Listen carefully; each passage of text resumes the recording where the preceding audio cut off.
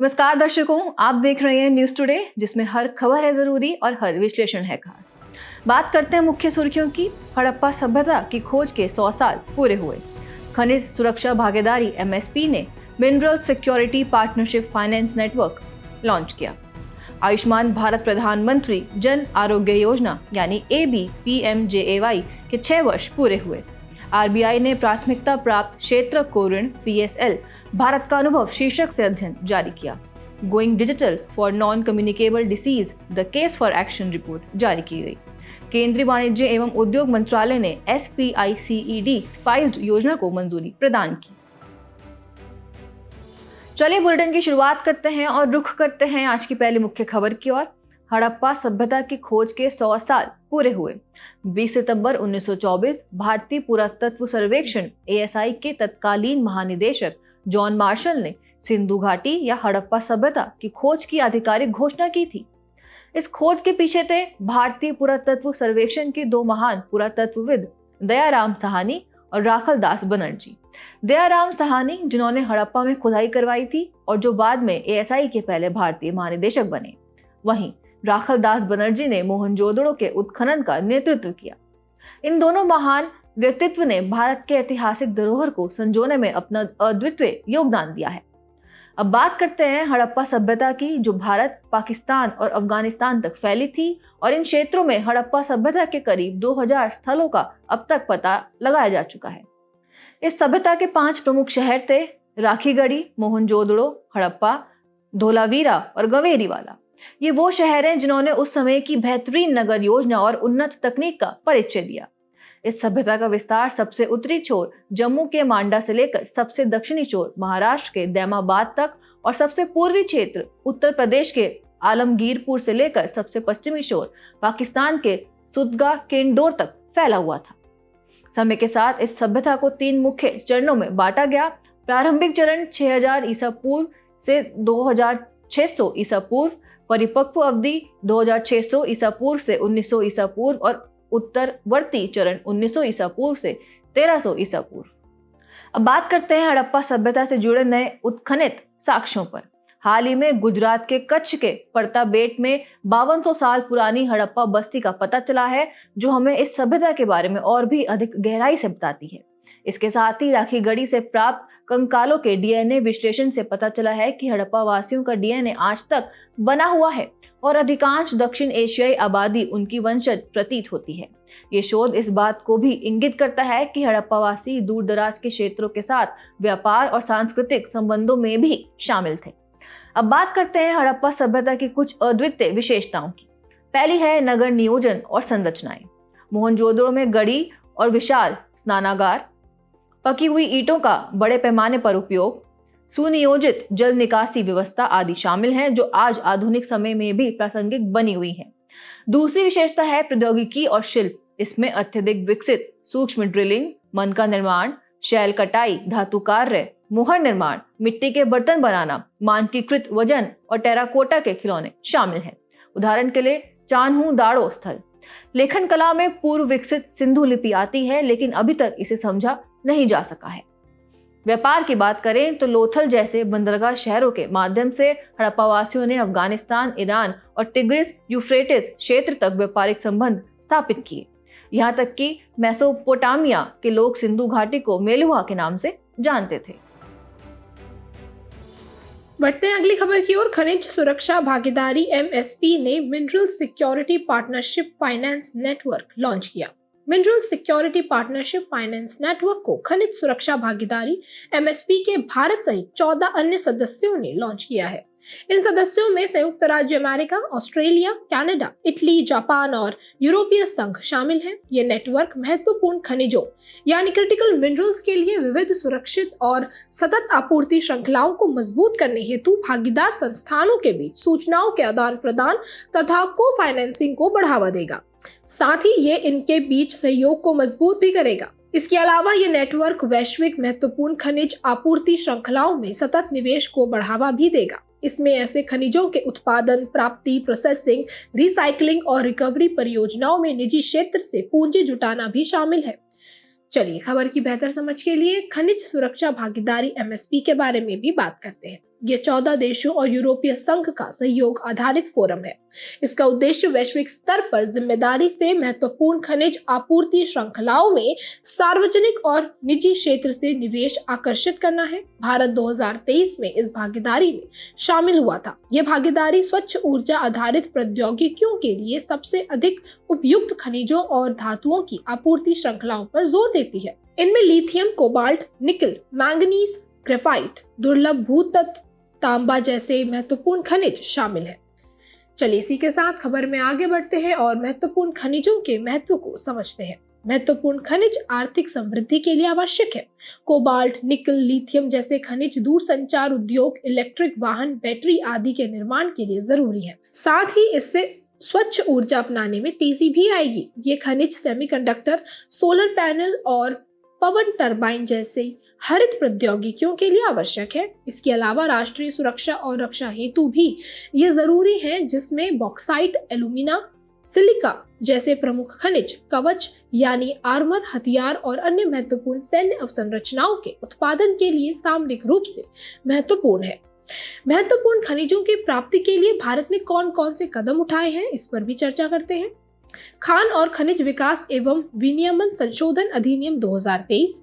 इस संशोधन अधिनियम का मुख्य उद्देश्य 24 महत्वपूर्ण और सामरिक खनिजों में निजी क्षेत्र को खनन की अनुमति देना है। क्रिटिकल मिनरल्स में आत्मनिर्भरता के लिए 30 महत्वपूर्ण खनिजों की सूची जारी की गई है।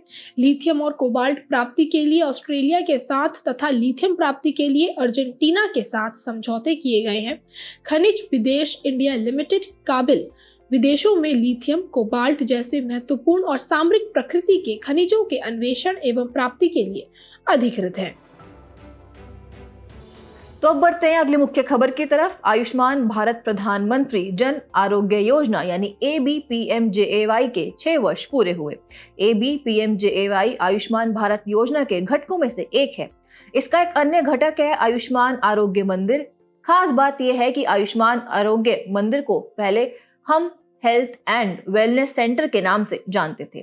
आयुष्मान भारत योजना को 2017 की राष्ट्रीय स्वास्थ्य नीति की सिफारिशों पर शुरू किया गया था। इसका मुख्य उद्देश्य है सभी को स्वास्थ्य सेवाओं का लाभ देना, यानी सार्वभौमिक स्वास्थ्य कवरेज UHC को साकार करना। अब बात करते हैं आयुष्मान भारत प्रधानमंत्री जन आरोग्य योजना यानी ABPMJAY की। ये दुनिया की सबसे बड़ी स्वास्थ्य देखभाल आश्वासन योजना है। इसका संचालन और निगरानी केंद्रीय स्वास्थ्य और परिवार कल्याण मंत्रालय द्वारा किया जा रहा है। यह एक केंद्र प्रायोजित योजना है जिसमें लाभार्थियों को सरकारी और निजी अस्पतालों में द्वितीयक और तृतीयक स्तर की स्वास्थ्य सेवाओं का कैशलेस कवर दिया जाता है। इसमें अस्पताल में भर्ती होने से पहले के 3 दिनों और अस्पताल से डिस्चार्ज होने के बाद यानी पोस्ट हॉस्पिटलाइजेशन के 15 दिनों के खर्च को भी कवर किया गया है। इनमें जांच, दवा पर खर्च आदि शामिल हैं। अब आते हैं इस योजना के लक्ष्यों पर। यह योजना करीब 12 करोड़ परिवारों यानी लगभग 55 करोड़ लाभार्थियों को कवर करती है। हाल ही में सरकार ने एक और बड़ा कदम उठाते हुए 70 वर्ष और उससे अधिक आयु के सभी वरिष्ठ नागरिकों को भी इस योजना का लाभ देने की मंजूरी दी है। इससे बुजुर्गों को स्वास्थ्य सेवाओं की चिंता से मुक्ति मिलेगी और वे बेफिक्र होकर इलाज करवा सकेंगे। बात करें इस योजना की उपलब्धियों की तो अब तक 35.4 करोड़ से ज्यादा आयुष्मान कार्ड जारी किए जा चुके हैं, जिससे करोड़ों लोगों को स्वास्थ्य सेवाओं का लाभ मिल रहा है। वर्तमान में यह योजना 33 राज्यों और केंद्र शासित प्रदेशों में सफलतापूर्वक लागू की जा चुकी है। और बड़ी बात यह है कि इस योजना के तहत 49% कार्ड महिलाओं को जारी किए गए हैं, जो स्वास्थ्य के क्षेत्र में लैंगिक समानता की दिशा में एक बड़ा कदम है। सिर्फ इतना ही नहीं, इस योजना ने एक व्यापक स्तर पर अस्पतालों का नेटवर्क भी तैयार किया है। अब तक 30,529 अस्पतालों को सफलतापूर्वक सूचीबद्ध किया जा चुका है, जिनमें से 17,063 सरकारी और 13,466 निजी अस्पताल हैं। इसका मतलब है कि इस योजना का उद्देश्य देश के प्रत्येक कोने में प्रत्येक मरीज को गुणवत्तापूर्ण स्वास्थ्य सेवा का लाभ पहुंचाना है। चलिए बढ़ते हैं अगली खबर की ओर। आरबीआई ने प्राथमिकता प्राप्त क्षेत्र को ऋण PSL भारत का अनुभव शीर्षक से अध्ययन जारी किया। PSL को 1972 में औपचारिक रूप दिया गया था ताकि ऐसे क्षेत्रकों को ऋण प्राप्ति की सुविधा मिल सके जो ऋण लेने के लिए पात्र तो है, लेकिन औपचारिक वित्तीय संस्थानों से ऋण प्राप्त करने में असमर्थ है। सबसे पहले बात करते हैं इस अध्ययन के मुख्य बिंदुओं के बारे में। इस ओर पहला मुख्य बिंदु है बेहतर परिसंपत्ति गुणवत्ता। पीएसएल परिसंपत्ति गुणवत्ता के प्रति उत्तरदायी है। साथ ही पीएसएल में उच्च वृद्धि से समग्र बैंक परिसंपत्ति गुणवत्ता में बढ़ोतरी होती है। अगला है विशिष्ट पीएसएल सेगमेंट्स में बैंक ऋण में बढ़ोतरी। प्राथमिकता प्राप्त क्षेत्रक को ऋण प्रमाण पत्र पीएसएलसी की शुरुआत के बाद से समग्र बैंक ऋण में पीएसएल की हिस्सेदारी बढ़ी है। इससे कुछ बैंक विशिष्ट पीएसएल सेगमेंट्स में विशेषज्ञता हासिल करने में सक्षम हुए हैं। साथ ही पीएसएल संबंधी लक्ष्य प्राप्त करना, अलग अलग अवधियों और बैंक ऋणियों में प्राथमिकता प्राप्त क्षेत्रक को दिए जाने वाला ऋण लगातार 40% से अधिक रहा है, जो अलग अलग बैंकों की रणनीतियों से प्रभावित है। सार्वजनिक क्षेत्र के बैंकों यानी पीएसबीज ने अक्सर अपने 18% कृषि ऋण लक्ष्य को पूरा किया है। चलिए इसी के साथ खबर में आगे बढ़ते हैं और प्राथमिकता प्राप्त क्षेत्र को ऋण के बारे में जानकारी प्राप्त करते हैं। इसका उद्देश्य समाज के कमजोर वर्गों और अविकसित क्षेत्रों की ऋण तक पहुंच सुनिश्चित करना है। वहीं पीएसएल लक्ष्यों को पूरा करने हेतु बैंकों को अपने समायोजित निवल बैंक ऋण या ऑफ बैलेंस शीट एक्सपोजर के ऋण के समान राशि का एक हिस्सा पीएसएल के लिए अनिवार्य रूप से आवंटित करना होगा। अनिवार्य लक्ष्य अलग अलग बैंकों के लिए अलग अलग है। ये अनुसूचित वाणिज्यिक बैंकों और 20 या अधिक शाखाओं वाले विदेशी बैंकों के लिए 40% है, जबकि क्षेत्रीय ग्रामीण बैंकों तथा लघु वित्त बैंकों के लिए ये 75% है। वहीं शहरी सहकारी बैंकों को वित्त वर्ष 2024-25 में पीएसएल सेगमेंट में 65% ऋण आवंटित करना होगा, लेकिन वित्त वर्ष 2025-26 में इसे बढ़ाकर 75% करना होगा। प्राथमिकता प्राप्त क्षेत्र के तहत शामिल ऋणियों में कृषि, सूक्ष्म लघु और मध्यम उद्यम, निर्यात ऋण, शिक्षा, आवास, सामाजिक अवसंरचना, नवीकरणीय ऊर्जा आदि अन्य क्षेत्र शामिल हैं।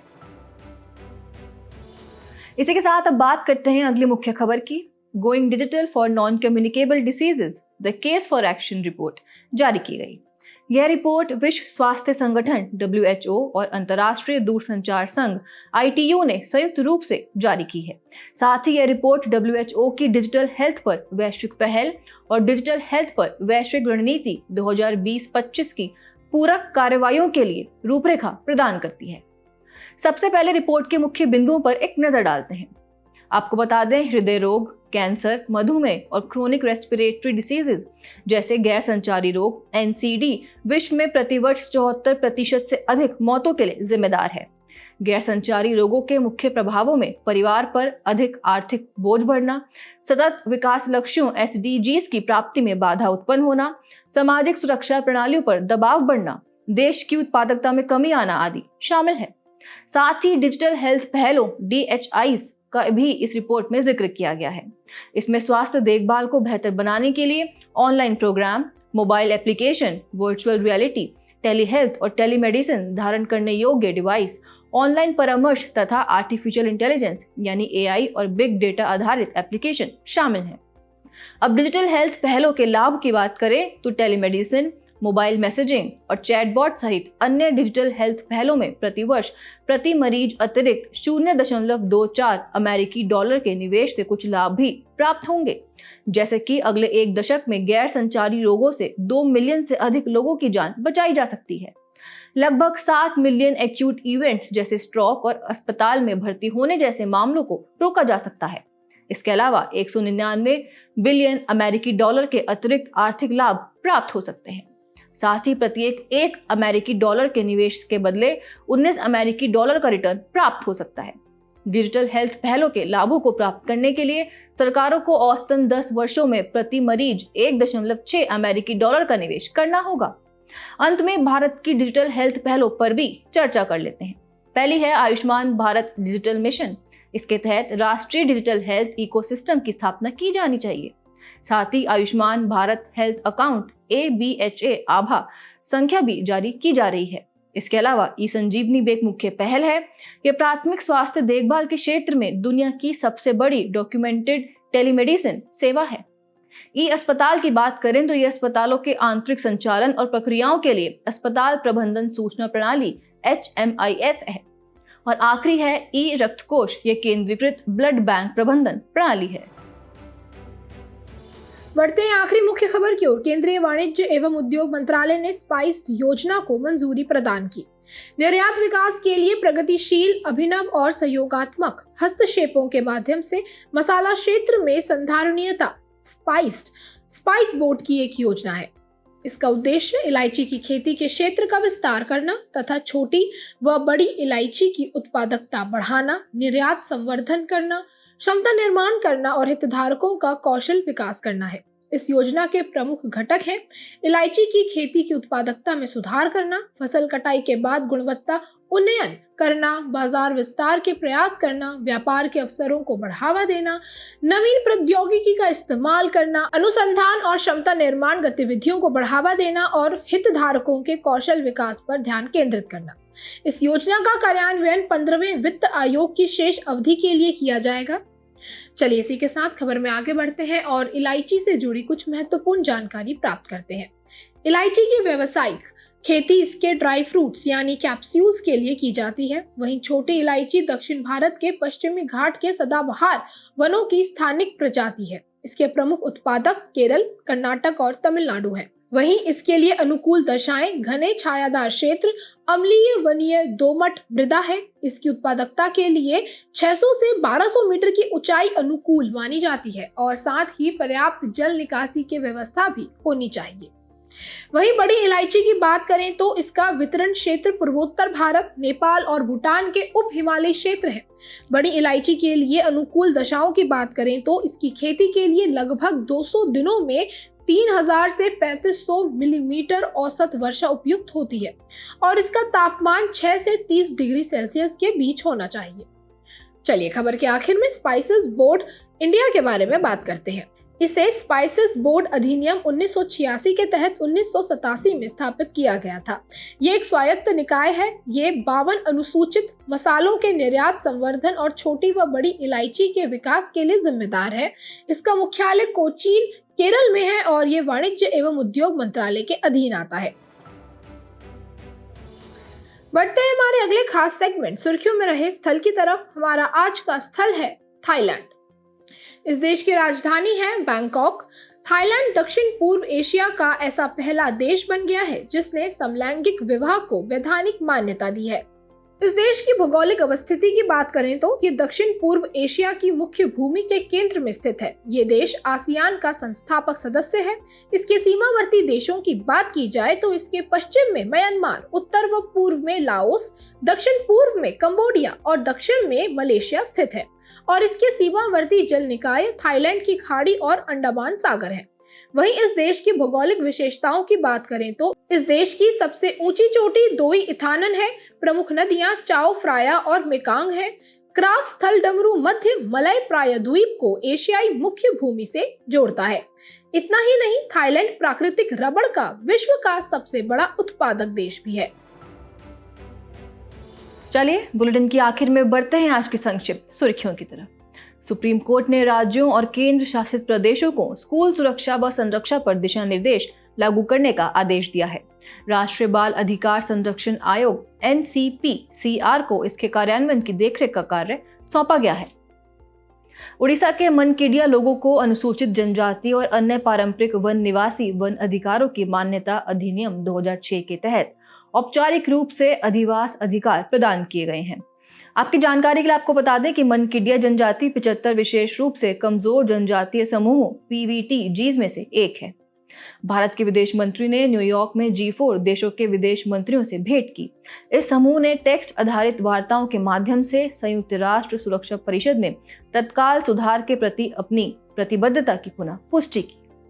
भारत के राष्ट्रपति ने नई दिल्ली में भारत के नियंत्रक एवं महालेखा परीक्षक CAG द्वारा आयोजित 16वीं सर्वोच्च लेखा परीक्षा संस्थाओं के एशियाई संगठन ASOSAI सभा के उद्घाटन समारोह में भाग लिया। ASOSAI की पहली सभा और गवर्निंग बोर्ड की बैठक नई दिल्ली में आयोजित की गई थी। हाल ही में भारतीय नौसेना ने गोवा समुद्री संगोष्ठी 2024 के 5वें संस्करण की मेजबानी की। गोवा समुद्री संगोष्ठी की इस वर्ष की थीम है IOR में समुद्री सुरक्षा संबंधी साझा चुनौतियां, IUU मत्स्य और अन्य अवैध समुद्री गतिविधियों जैसे गतिशील खतरों को कम करने के लिए प्रयासों की प्रगति की दिशा। नेपाल व्यापार सांख्यिकी के अनुसार नेपाल का सबसे बड़ा व्यापारिक साझेदार भारत है। नवीन आंकड़ों के अनुसार सितंबर 2024-25 के मध्य तक भारत के साथ नेपाल का व्यापार घाटा 149.17 बिलियन रुपए था। India AI independent business division IBD द्वारा इंडिया एआई फेलोशिप के लिए बीटेक और एमटेक छात्रों के नामांकन आमंत्रित किए जा रहे हैं। इंडिया एआई फेलोशिप शीर्ष 50 NIRF रैंक वाले शोध संस्थानों में आर्टिफिशियल इंटेलिजेंस यानी AI के क्षेत्र में शोध करने वाले पूर्णकालिक PhD विद्वानों के लिए एक फेलोशिप है। सूचना एवं प्रसारण मंत्रालय MOI&B ने media and entertainment association MEAI के सहयोग से waves anime and manga contest WAM launch किया है। ये अभिनव contest create in India challenge का हिस्सा है। इसका उद्देश्य स्थानीय प्रतिभाओं को बढ़ावा देना और भारतीय दर्शकों के बीच जापानी मंगा और एनिमे में बढ़ती रुचि का लाभ उठाना है।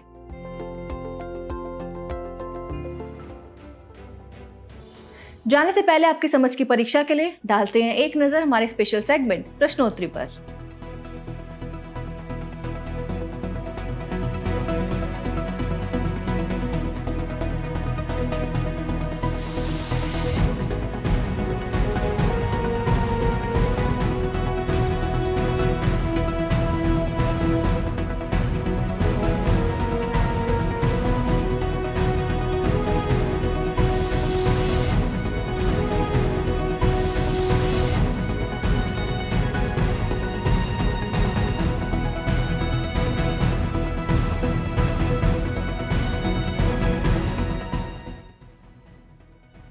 हमसे जुड़ने के लिए आपका धन्यवाद। उम्मीद है न्यूज़ टुडे का यह बुलेटिन आपको पसंद आया होगा।